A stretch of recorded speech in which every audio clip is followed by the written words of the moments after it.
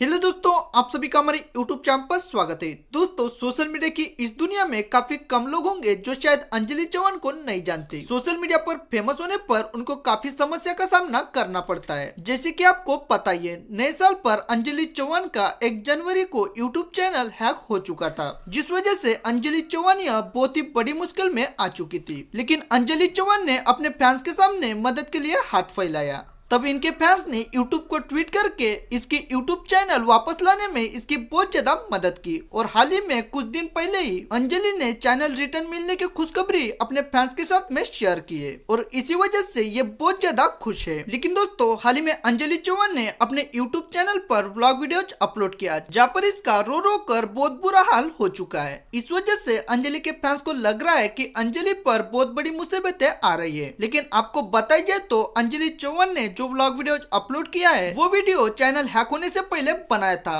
और अभी अंजलि को चैनल वापस मिलने पर अपने लाइफ में बहुत ज्यादा खुश है। फिलहाल में कौन कौन अंजलि चौहान को सपोर्ट करेगा, ये हमारे कमेंट बॉक्स में जरूर बताएं। उम्मीद करते हैं वीडियो आपको पसंद आएगी तो वीडियो को लाइक कीजिए और चैनल पर नए हो तो हमारे चैनल को सब्सक्राइब जरूर करें। धन्यवाद।